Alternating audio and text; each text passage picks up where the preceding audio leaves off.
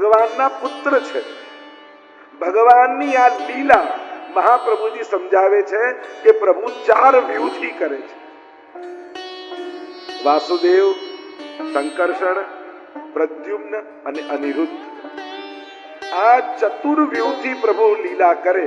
પૂર્ણ અવતાર હોય ત્યારે 4 વ્યૂહથી ભગવાન લીલા કરતા. એટલે પણ રામચરિતમાં પણ 4. પૂર્ણ અવતાર જ્યાં છે ત્યાં ચતુર્વ્યૂહની લીલા થાય. એટલે મહાપ્રભુજી દશમસ્કંદના પ્રારંભમાં જ કારિકા લખતા હેતુ ઉદ્યમ સ્વીકરણ કાપટ્ય હિ પ્રથમો મહાન. પ્રથમ પ્રકરણમાં હેતુ ઉદ્યમ સ્વીકરણ અને કાપટ્ય, 4 અધ્યાય જન્મ પ્રકરણ. અમુક અમુક ક્રિયાઓ, અમુક અમુક લીલાઓ કરવા માટે જુદા જુદા વ્યૂહ દ્વારા ભગવાનની લીલા કરે છે. જેમ અસુરોને મારવા છે તો સંકટ વ્યૂહથી લીલા. આમ પ્રદ્યુમ્નજી પ્રભુના પુત્ર છે. અલૌકિક કામદેવનો એ અવતાર છે. જો હમણાં વસંત પંચમી આવશે ને ત્યારે કળશનું પૂજન થશે. એમ ઋતુ પ્રમાણે જોવા જાઓ તો વસંત ઋતુ વસંત પંચમી થી શરૂ થતું નથી. તમે ઋતુ જુઓ, છતાંય કળશનું પૂજન કરી વસંતનું પૂજન કેમ કરીએ છીએ? કારણ કે એ દિવસે પ્રદ્યુમ્નજીનો પ્રાગટ્ય દિવસ છે. વસંત પંચમીના દિવસે એમનો જન્મ થયો. અને આ પ્રદ્યુમ્નજી અલૌકિક કામદેવના અવતાર છે. અને એટલા માટે યમનાષ્ટકમાં પણ મહાપ્રભુજી આજ્ઞા કરે તો કે સ્મર પિતુઃ શ્રિયમ વિપ્રતિમ. સીધું એમ ન કહ્યું કે કૃષ્ણની શોભાને ધારણ કરવા વાળા, પણ કૃષ્ણને સમજાવતા કહ્યું સ્મર પિતુઃ. સ્મર એટલે કામદેવ. આગળ પણ સ્મર શ્રમ જલાણુભી. સ્મર એટલે કામદેવ અને એના પિતુ એના પિતા એટલે શ્રી કૃષ્ણ. એની શોભાને ધારણ કરવા વાળા ભગવાન. તો એ કામદેવ રૂપ પ્રદ્યુમ્નજી. અને પ્રદ્યુમ્નજી અલૌકિક કામદેવનો અવતાર છે.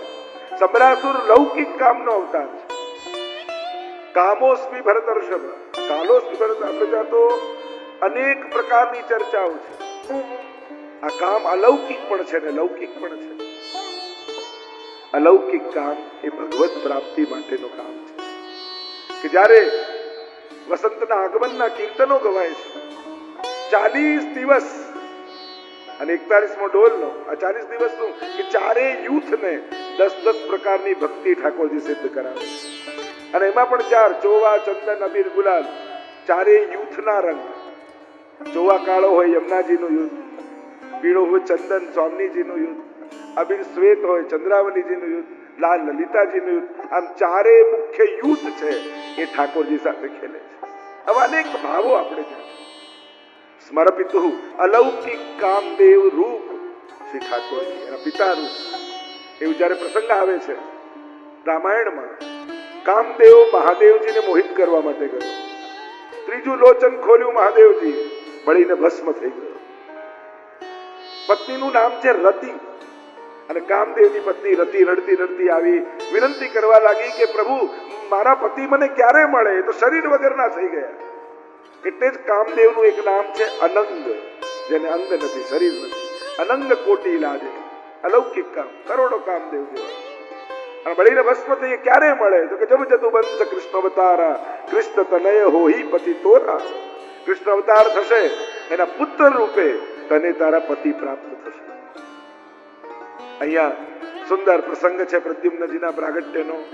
અને લાંબી કથા છે, વિસ્તારમાં ન જતા રતિ સાથે એમના વિવાહ થયા છે. અન્ય વિવાહોની કથા આવી.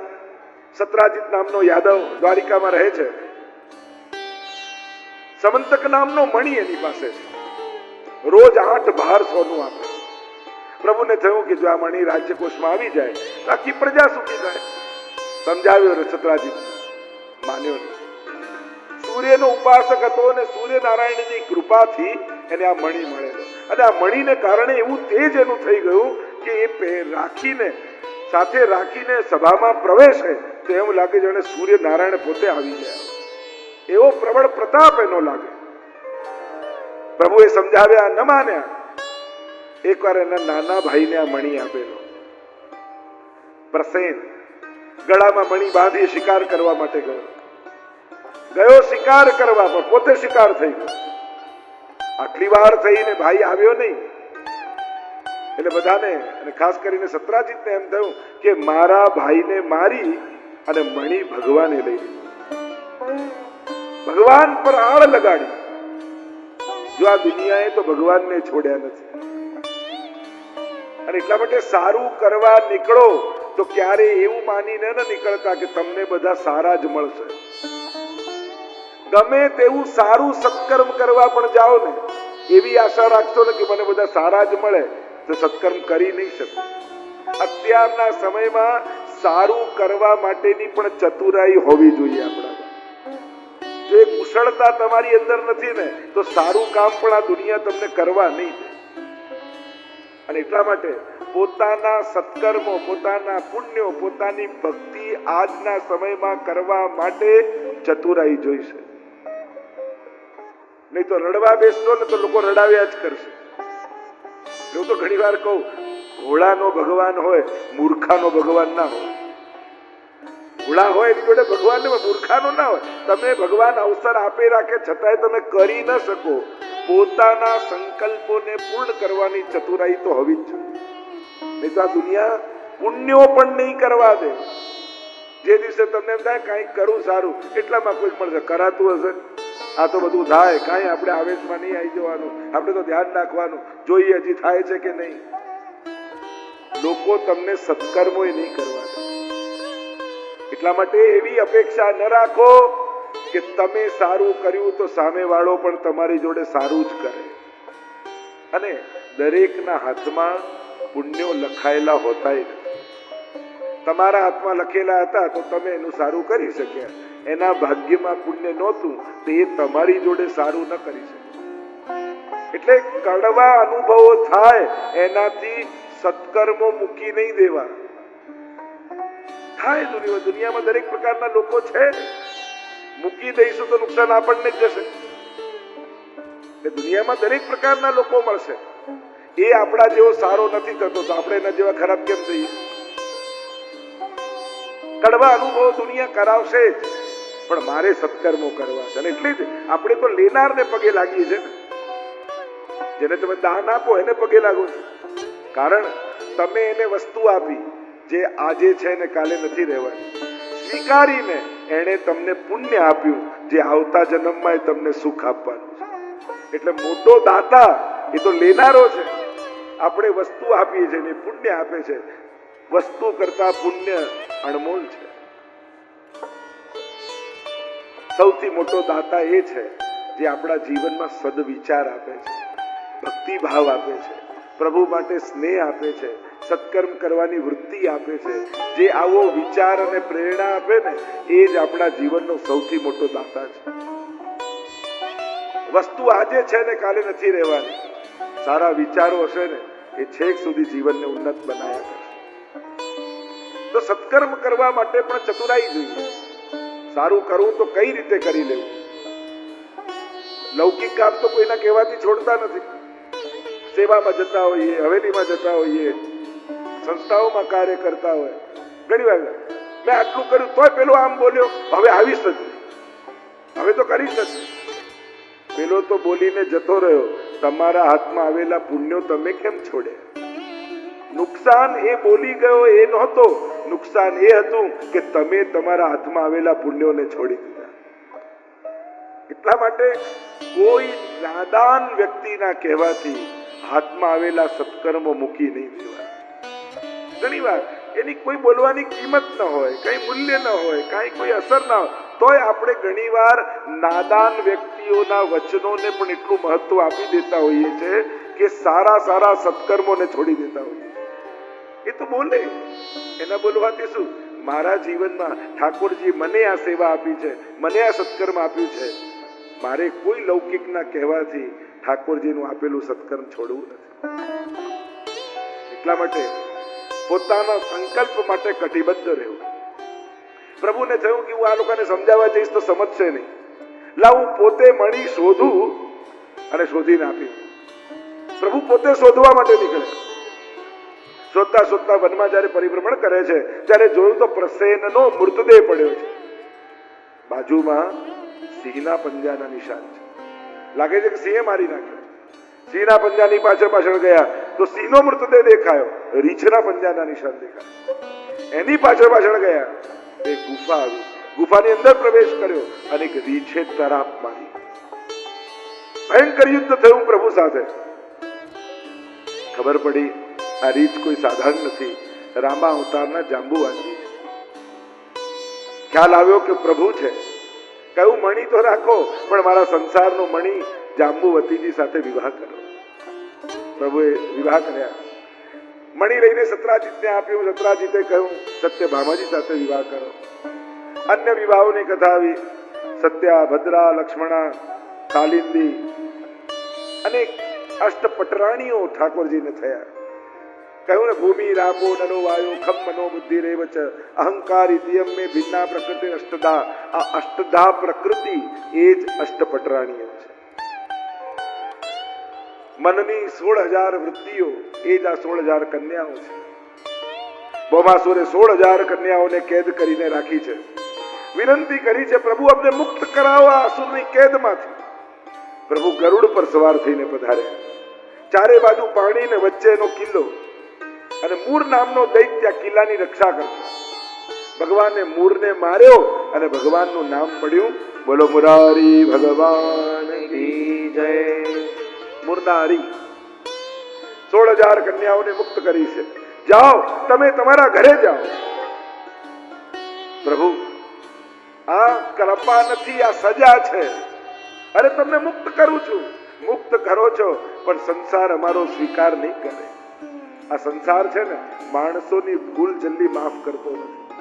અને ભગવાન એવો છે, મોટામાં મોટી ભૂલોને ક્ષણમાં માફ કરી દે.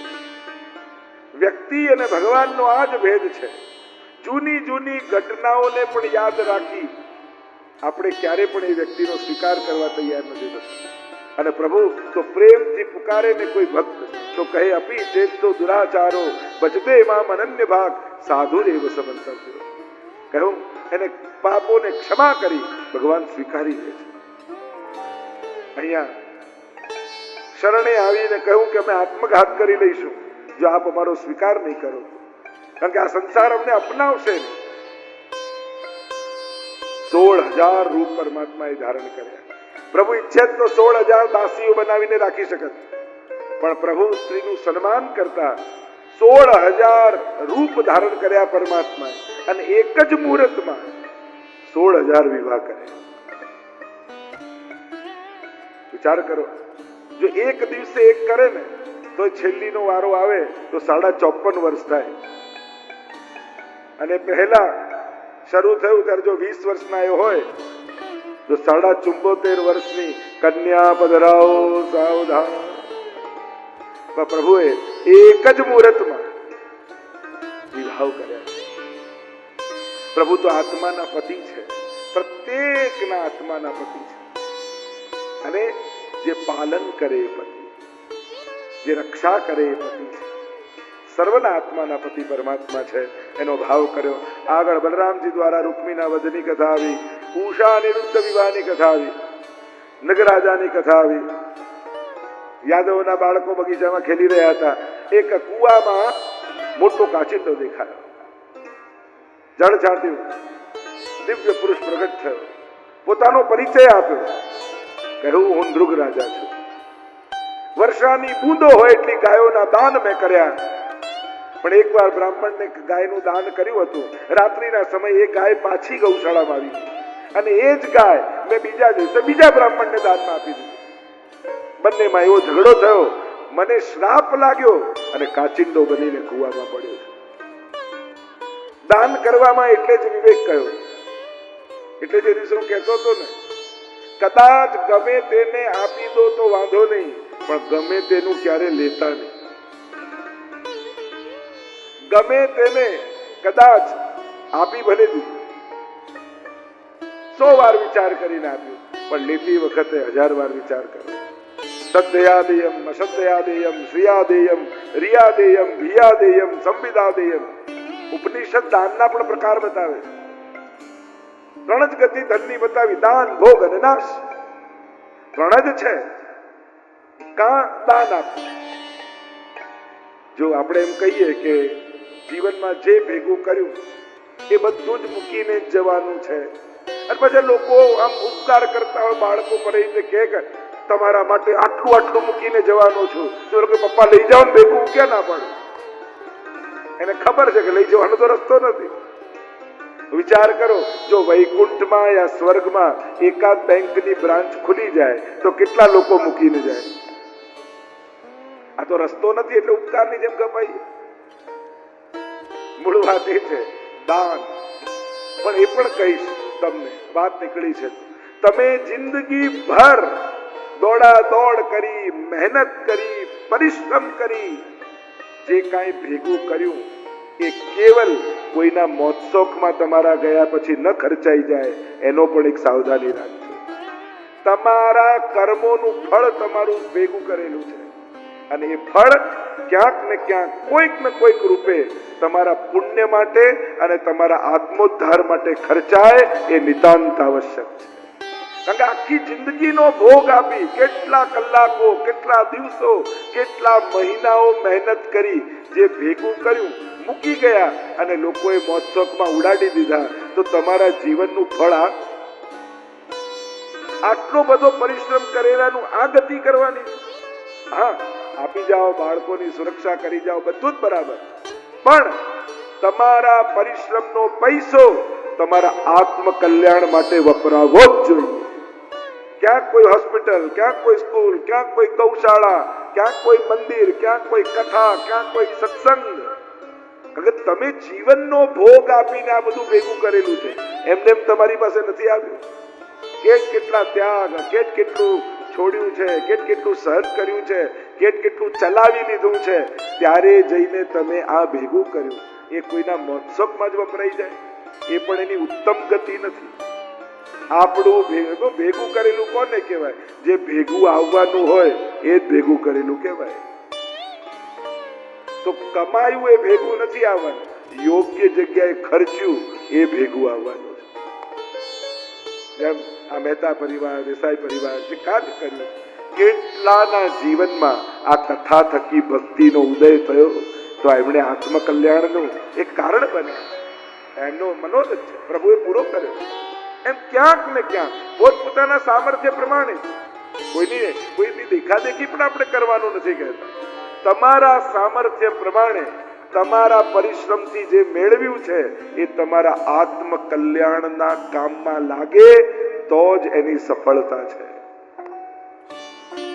એટલે જ આપણે એમ કહીએ કે લઈ જવાની કોઈ રસ્તો છે નહીં, મારી પાસે છે, આવતા જન્મમાં લઈ જવું છે, સાવ સહેલો રસ્તો. તમારા સુખને પુણ્યમાં કન્વર્ટ કરી લો તો આવતા જન્મમાં બધા જ પુણ્યો તમને સુખ આપશે. જે સુખને પુણ્યમાં, જેમ આ કથા કરી, સુખને પુણ્યમાં કન્વર્ટ કરો, આ પુણ્ય ભેગું છે. ઈચ્છો નહીં છતાંય કરેલા સત્કર્મો પુણ્ય બનીને તમારી જોડે આવી જ જાય. અને શાસ્ત્ર એમ કહે 1,00,000 ગાય હોય છતાં એનું વાછરડું છોડો, જ્યાં એની માં હોય ત્યાં જઈને ઊભું રહી જાય. એમ લાખો લોકોમાં તમારા ભેગા કરેલા પુણ્યો તમારા ભાગ્યમાં આવીને બેસી જવાના છે અને સુખરૂપે તમને પાછા મળવાના છે. એટલા માટે દાન એ આપણે ત્યાંનો વિવેક છે. એમ તો દશાંશ આદિ કરતા હોય, જે રીતે પણ આપવાની આદત રાખજો. કાંઈ નહીં તો પ્રોત્સાહન આપજો. જે સારું તમે સારું કરી ન શકો પણ જે સારું કરતા હોય એને પ્રોત્સાહિત તો કરજો. બહુ સારું કર્યું આ કથા કરીને, બહુ સારું કર્યું આ મનોરથ કરી, કરતા રહેજો. કોઈને 2 સારા શબ્દો બોલીએ તો એને પ્રોત્સાહન. સત્કર્મ માટે પ્રોત્સાહન આપનારા વ્યક્તિઓના બહુ અભાવ આપણા સમાજમાં છે. લોકો કેમ હતોત્સાહી થઈ જાય એનો જ પ્રયાસ કરતા. આ તો કઈ થતું હશે, શરૂઆત જ એનાથી થાય. પ્રોત્સાહન આપો સત્કર્મોને. વડીલો કાંઈ ન કરી શકતા હોય પણ ગામમાં ખબર પડે ને કે આ કથા થવાની છે, એ દિવસથી 1 માળા વધારે કરવાનું શરૂ કરો. ઠાકોરજી કરે કે આ કથા બહુ સુંદર રીતે પૂરી થઈ જાય, ખૂબ લોકો એનો લાભ લે. જ્યાં બી સાંભળો આ મનોરથ થવાનો છે, તો હું દ્રવ્યનો અંગીકાર નથી, હું સમયનો, અમારી અસમર્થતા છે, 1 માળા આ મનોરથ માટે કરીશ. તમે એ રીતે ઉત્તમ કાર્યમાં સહભાગી બની જાઓ છો. ઘણીવાર ત્યાં ઊભા રહીને જ મદદ થાય એવું નથી હોતું. ઘરે બેઠા બેઠા ભગવત નામ દ્વારા પણ તમે મદદ પહોંચાડી શકો છો. એમ ખબર પડે કોઈ બીમાર છે, હવે મારા વૈષ્ણવ કોઈ બીમાર પડ્યા છે, તબિયત સારી નથી, તમે ત્યાં ઊભા નથી રહી શકવાના, દવા નથી આપી શકવાના, મદદ નથી કરી શકવાના, એક માળા તો ફેરવી શકો છો ને. પ્રભુનું નામ પ્રણામો દુઃખ સમનસ્તમ નમામિ હરિ પરમ. તમે અમારાથી તો હવે કાંઈ થતું નથી, અમે શું કરી? અરે ઘણું થાય એમ છે. દોડી કરતા દેખાય એ જ કરે છે એવું નથી. સમાજમાં ઉત્તમ ભાવનાઓ ફેલાવવી એ પણ ઉત્તમ કાર્ય. અસમર્થ છો શરીરથી તો માળા દ્વારા, ભગવત નામ દ્વારા દુનિયામાં જ્યાં કાંઈ સારું થતું હોય એને ભગવત નામનો ટેકો આપો, બળ આપો, તે કાર્યને બળ મળશે. આપણે એક પ્રયાસ છે.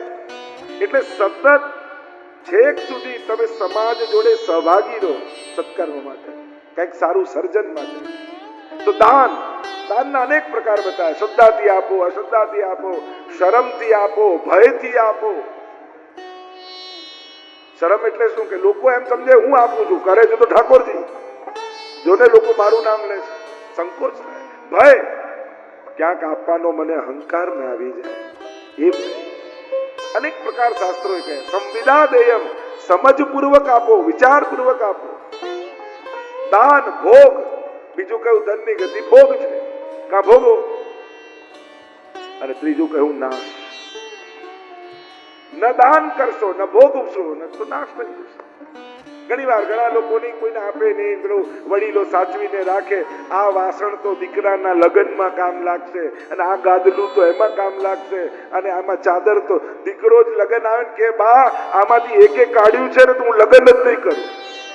અને બાએ 20 વર્ષથી સાચવી રાખ્યું. 2 BHK નો ફ્લેટ હોય એમાં 1 BHK તો એમ જ રોકાયું હોય, વન તો સામાન ભરવામાં. જે વસ્તુ 1 વર્ષ સુધી તમારા કામમાં ના આવે, સમજી લો આ મારા કામની છે જ નહીં. એ બગડે પહેલા યોગ્ય જગ્યાએ પહોંચાડી કોશિશ કરો. એનો નાશ થાય એના પહેલા એનો યોગ્ય વિનિયોગ કરતા શીખો. કારણ કે જો ઉપયોગ નથી કરી શકતા તો વિનિયોગ કરી નાખો. કારણ કે તમારે કામ લાગવાનું. ઘણી બધી વસ્તુઓ તમારા ઘરમાં એવી છે જેને ધારીને તમે બેઠા છો આ ક્યારેક કામ લાગશે, હું ગેરંટી આપું છું એ ક્યારેય કામ નથી લાગવાનું. અને એટલા માટે જગ્યા કરો ઘરમાં, અને જ્યાં જરૂર છે ત્યાં પહોંચાડો. જૂનું આપશો તો નવું આવશે, પણ જૂનું કાઢશો નહીં. ઘરમાં છે તો ખરું, તમે યાદ નહીં અપાવો, તમારા પતિદેવ યાદ અપાવશે. આ તો પડ્યું જ છે કે જૂનું જવા દો તો નવું આપમેળે આવશે.